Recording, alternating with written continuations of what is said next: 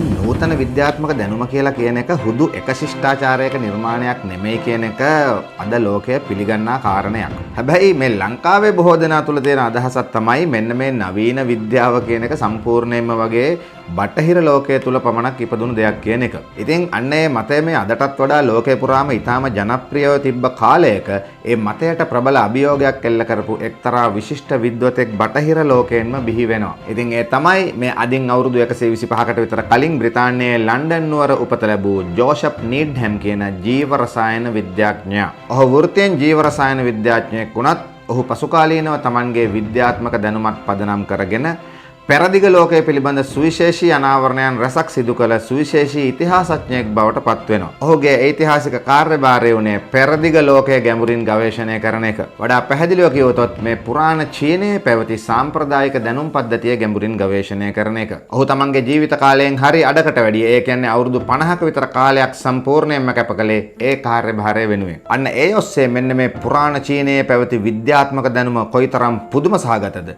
නූතන ලෝකයේ විද්‍යාත්මක දැනුම නිර්මාණය කිරීම සඳහා පුරාණ චීනය විසින් සපයා දීපු දායකත්වය කොයිතරම් ප්‍රබලද කියන එක ඔහු සාක්ෂි සාධක සහිතව ලෝකයට පෙන්වා දෙනවා. මේ සම්බන්ධව ඔහු කළ දැවැන්ත පර්යේෂණය අද පොත් 27කින් යුත් විශාල වෙළුම් 7ක් විදිහට ප්‍රකාශයට පත් කරලා තිබෙනවා. එතකොට ඔබ අහලා ඇති මෙන්න මේ මානව ඉතිහාසයේ ගමන් මඟ වෙනස් කිරීම සඳහා තීරණාත්මක දායකත්වයක් සැපයූ සුවිශේෂී සොයා ගැනීම් 4ක් තියෙනවා. ඒ තමයි මාලිමාව, වෙඩි බෙහෙත්, කඩදාසි සහ මුද්‍රණ තාක්ෂණය කියන සොයා ගැනීම් 4. එතකොට අතීතයේ බොහෝ විශ්වාස කළ දෙයක් තමයි මෙන්න මේවා බටහිර ලෝකයේ නිර්මාණ කියන එක. එතකොට මෙන්න මේ කියන ජෝෂප් නීඩ්හැම් තමයි මේ හතරම චීනයේ නිර්මාණ බව ලෝකයට මුලින්ම අනාවරණය කරන්නේ. ඒ කියන්නේ බටහිර ලෝකයේ මේ නිර්මාණ සොයා ගැනීමට සියවස් ගණනාවකට පෙර චීනය විසින් ඒවා සොයාගෙන තිබූ බව ඔහු ලෝකයට පෙන්වා දෙනවා. මීට අමතරව සේදරදි, පෝසිලෙන් පිඟම් භාණ්ඩ, දත්බුරුසුව, සරුංගලය, තේවගාව, මුදල් නෝට්ටු භාවිතය, කුඩය, උණුසුම් වායු බැලුම්, විල්බැරව, පැඩල් සහ රෝද සහිත බෝට්ටු, ආරුක්කු පාලම්, වැල් පාලම්, ලෝකයේ පැරණිතම භූකම්පන මානය,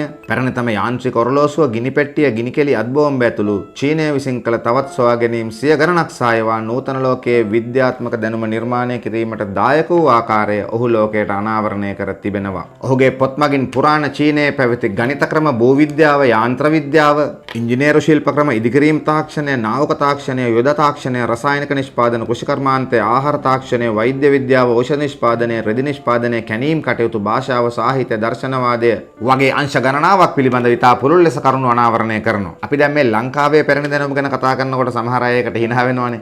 ඉතින් එහෙම කෙනෙකුට මෙන්න මේ බටහිර රටක විද්‍යාඥයෙක්ම චීනයේ පැරණි දැනුම ගැන කියපු දේවල් හදාරණ එක වැදගත් වෙන්න පුළුවන්. මොකද චීනය කියන්නේ ඉතාම දැවැන්ත රටක්.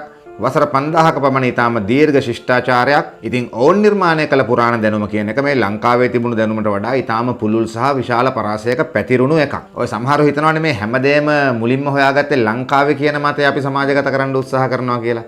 හැබැයි මම නම් ඇත්තටම එහෙම කියන්නේ නැහැ. මොකද මේ ලෝකයේ වෙනත් ශිෂ්ටාචාරවල තිබුණු දේවලුත් අපි ඊටාම ඉහළින් අගය කරනවා. ඉතින් අන්න ඒ නිසා තමයි මම මේ චීන ශිෂ්ටාචාරයේ පුරාණ දැනුම ගැන කතා කරන්නේ. හැබැයි ඒ වගේම මම මේ ගැන කතා කරන්නේ මේ කිසිසේත්ම බටහිර විද්‍යාත්මක දැනුම හෙලා දැකීමට නම් නෙමෙයි. ඒ දැනුමට අපි ලබා දෙන නිසි ගරුත්වය දෙනවා කියන එකේ කිසිම විවාදයක් නැහැ. හැබැයි මගේ අරමුණ තමයි මෙන්න මේ බටහිර දැනුමින් පරිබාහිර වෙනත් දැනුම් පද්ධති ලෝකයේ තිබුණු බව සහ මේ නූතන විද්‍යාව කියන එක පෝෂණය කිරීමට ඒ දැනුම් පද්ධති වලින් දායකත්වයක් ලැබුණාය කියන එක ඔබට පෙන්වා දෙන එක. මොකද ඒක අපි බොහෝ දෙනෙකුගේ අවධානයෙන් ගිලිහුණ කාරණයක්. ඉතින් එහෙමනම් අද මම කතා කරන්නේ මේ පෙරදිග ලෝකයේ පුරාණ දැනුම ගැන හොයන්නට තමන්ගේ ජීවිතයම කැප කළ විශිෂ්ට බටහිර විද්‍යාඥයා ගැන. ඉතින් Facebook එකෙන් මේ වීඩියෝ එක බලන අය YouTube එකට ගිහිල්ලා අපේ June Next Page channel එකට ගියොත් මේ වීඩියෝ එකේ සම්පූර්ණ වීඩියෝ ඔබට නරඹන්න පුළුවන්. ඒ වගේම ගිහිල්ලා channel එක subscribe කරලා පොඩි සහයෝගයක් දෙන්න කියලා ඉල්ලා සිටිනවා. එහෙමනම් අද අපි මේ කතාව පටන් ගමු.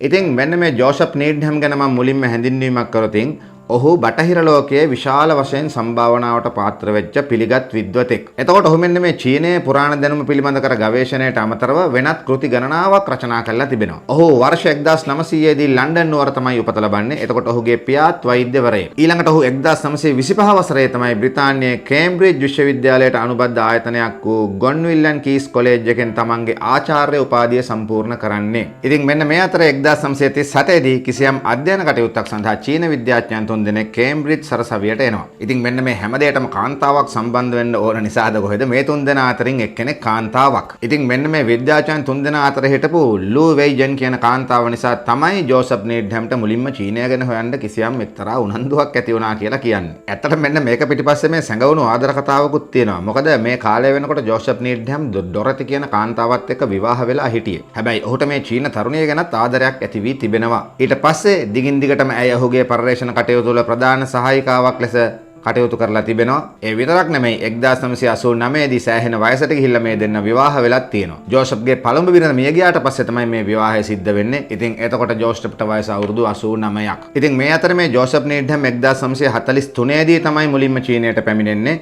ඔහු එහෙට පැමිණෙන්නේ මේ බ්‍රිතාන්‍ය තානාපති කාර්යාලයට අනුබද්ධ රැකියාවක් සඳහා.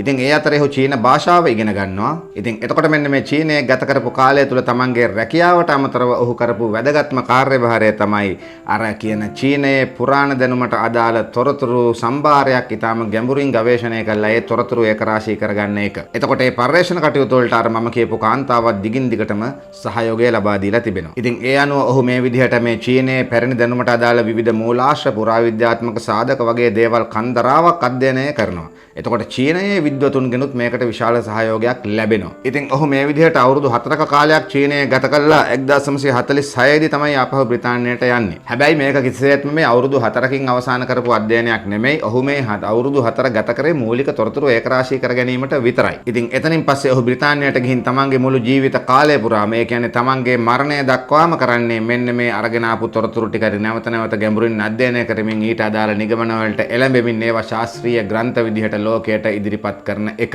ඒ විදිහට තමයි ඔහු මේ පුරාණ චීනයේ දැනුම සම්බන්ධව වැදගත් නිගමන වලට එළඹෙන්නේ. එතකොට ඔහු සේවය කළ කේම්බ්‍රිජ් විශ්වවිද්‍යාලයේ බ්‍රිතාන්‍ය රාජකීය සමිතිය යුනෙස්කෝ ආයතනය රොකෆෙලර් පදනම වගේ ආයතන මේ පර්යේෂණ වලට අවශ්‍ය අනුග්‍රහය ලබා දීලා තිබෙනවා. ජෝසප් නීඩ්හැම් මේකට මූලිකත්වය ගත්තට මේක ඔහු තනියම කළ දෙයක්ුත් නෙමෙයි. ලෝකයේ විවිධ රටවල විද්වතුන් මේකට විවිධ ආකාරයෙන් දායක වෙලා තිබෙනවා. ඒ අනුව චීනය පිළිබඳ ඔහුගේ ගවේෂණ මාලාවේ පළවෙනි කෘතිය 1954 අවුරුද්දේ තමයි එළි දක්වන්නේ. ඒකේ නම Introductory Orientations. ඉතින් එතෙන් සිට ඔහු අඛණ්ඩව විවිධ කාලවලදී මේ තමන්ගේ පර්යේෂණ වලට අදාළ දැවැන්ත කෘති 27ක් එළි දක්වනවා. මේ කෘති සියල්ල වෙලුම් 7ක් යටතේ තමයි මූලික වශයෙන් ගොනු කරලා සම්පාදනය කරලා තිබෙන්නේ. එතකොට මේකේ අවසාන කෘතිය ප්‍රකාශයටපත් වෙන්නේ 1998 ජෝසප් නීඩ්හැම්ගේ මරණයනුත් පස්සේ. ඔහු 1995 මිය ගියාට පස්සේ වෙනත් අය තමයි මේ කෘතියේ වැඩ කටයුතු අවසන් කරලා තියෙන්නේ. මම කලිනුත් කිව්වා වගේ මේ පොත් මගින් පුරාණ චීනයේ පැවති ගණිත ක්‍රම, භූවිද්‍යාව, යාන්ත්‍ර විද්‍යාව, ඉංජිනේරු ශිල්ප ක්‍රම, ඉදිකිරීම් තාක්ෂණය, නාවක තාක්ෂණය, යුද තාක්ෂණය, රසායනික නිෂ්පාදනය, කෘෂිකර්මාන්තය, ආහාර තාක්ෂණය, වෛද්‍ය විද්‍යාව, ඖෂධ නිෂ්පාදනය, රෙදි නිෂ්පාදනය, කැණීම් කටයුතු, භාෂාව, සාහිත්‍ය, දර්ශනවාදය වගේ අංශ ගණනාවක් පිළිබඳ කරුණු අනාවරණය කරනවා. එතකොට මම මුලින් කියපු මානව ඉතිහාසය වෙනස් කළ තීරණාත්මක සොයා ගැනීම් 4ක් විදිහට සැලකෙන මාලිමාව, වෙඩි බෙහෙත්, කඩදාසි සහ මුද්‍රණ යන්ත්‍රය මුලින්ම ලෝකයට දායාද කළේ චීනය කියන එක ජෝසප් නීඩ්හැම් තමයි අනාවරණය කරන්නේ. මේ පින්තූරයෙන් පේන විදිහට බටහිර ලෝකයට සියවස් ගණනාවකට කලින් තමයි චීනය මේ කියන මෙවලම් භාවිතා කරලා තිබෙන්නේ. මීට අමතරව මම කලින් කිව්ව විදිහට චීනය විසින් සොයාගත් නව නිර්මාණ ඔවුන් ලෝකයට දායාද කළ නොයෙක් මෙවලම් ඔවුන් විසින් හඳුන්වා දුන් නව තාක්ෂණ ක්‍රමවේද ගණනාවක් සම්බන්ධව ජෝසප් නීඩ්හැම් තමන්ගේ පොත්වලින් කරුණු අනාවරණය කරනවා. ඇත්තට මේ ගැන කියන්න ගියොත් සෑහෙන කරුණු ප්‍රමාණයක් තිබෙනවා. ඒ නිසා මට හිතුණා මෙන්න මේ පුරාණ චීනයේ නව ගැනීම සම්බන්ධව වෙනම වීඩියෝ එකකින් මේ කරුණු කතා කරොත් හොඳයි කියලා. එතකොට මේ වීඩියෝ එකෙන් මම බලාපොරොත්තු වෙන්නේ මෙන්න මේ පුරාණ චීනයේ දැනුම ගැන ගවේෂණය කිරීම සඳහා තමන්ගේ ජීවිතයම කැප කළ බටහිර විද්‍යාඥයාගේ කතාව ඔබට කියන එක. ඇත්තටම මේ චීනයේ සාම්ප්‍රදායික දැනුමට අදාළ සියලුම දේවල් ඔහු තනියම හොයාගත්ත කියන එක නෙමෙයි මේකේ අදහස. නමුත් ඔහු මේකට තීරණාත්මක දායකත්වයක් සැපවූ පුරෝගාමී චරිතයක්. මොකද මේ 40 50 දශක වෙනකොට චීනය කියන්නේ අදට වඩා බොහොම ආර්ථික ශක්තිය අඩු, විද්‍යාත්මක අතින් දියුණුව අතින් බොහොම පහළ තැනක හිටපු රටක්. ඉතින් අන්න ඒ වගේ කාලයක මේ බ්‍රිතාන්‍යයෙන් ලැබිච්ච සහයෝගය උන්ට වැදගත් වෙන්න ඇති කියලා හිතන්න පුළුවන් අපිට. මෙවැනි පුළුල් ගවේෂණයක් කරන්න. ඒ වගේම මේ බටහිර ලෝකයේ අනෙක් ශිෂ්ටාචාරවල දැනුම විනාශ කිරීම යටපත් කිරීම ගැනත් අපි බොහෝ තැන්වල කතා කරලා තියෙනවානේ. හැබැයි ඒක හැමතැනම මේ විදිහටම වෙනවා කියලා කියන්න බෑ. මේ විනාශ කළ අවස්ථා වගේම ඒවා ගවේෂණය කරන්න ආරක්ෂා කරන්න උන් කටයුතු කළ අවස්ථාත් ඕන තරම් තියෙනවා. ඉතින් අපිට ඒ නිසා ඒ වගේ සිදුවීම් දිහා කළු සුදු විදිහට පැතලි විදිහට වර්ගීකරණය කළා ඒවා දිහා බලන්න අපිට බෑ. ඊළඟට මෙන්න මේ ජෝසප් නීඩ්හැම්ගේ සොයා ගැනීම බොහෝ දෙනා අගය කළා වගේම ඒවාට එල්ල වූ ශාස්ත්‍රීය මට්ටමේ විවේචනත් තිබෙනවා. ඇත්තට මෙහෙම විවේචන එල්ල වෙන එක වරදක් නෙමෙයි. ඒක තමයි විද්‍යාත්මක පර්යේෂණයකට සාමාන්‍යයෙන් ඕනෑම පර්යේෂණයකට එවැනි විවේචන එල්ලවීම සාමාන්‍ය දෙයක්. කෙසේ හෝ වේවා ඒ සියලු විචාර විවේචන මැද මෙන්න මේ ජෝසප් නීඩ්හැම් විසින් පුරාණ පෙරදිග ශිෂ්ටාචාරයට අයත් පැරණි දැනුම පිළිබඳ සුවිශේෂී අනාවරණයන් ප්‍රමාණයක් ලෝකයට ඉදිරිපත් කරනවා. වර්ෂ 1900 දී ඉපදුණු 1943 තමයි මුලින්ම චීනයට යන්නේ.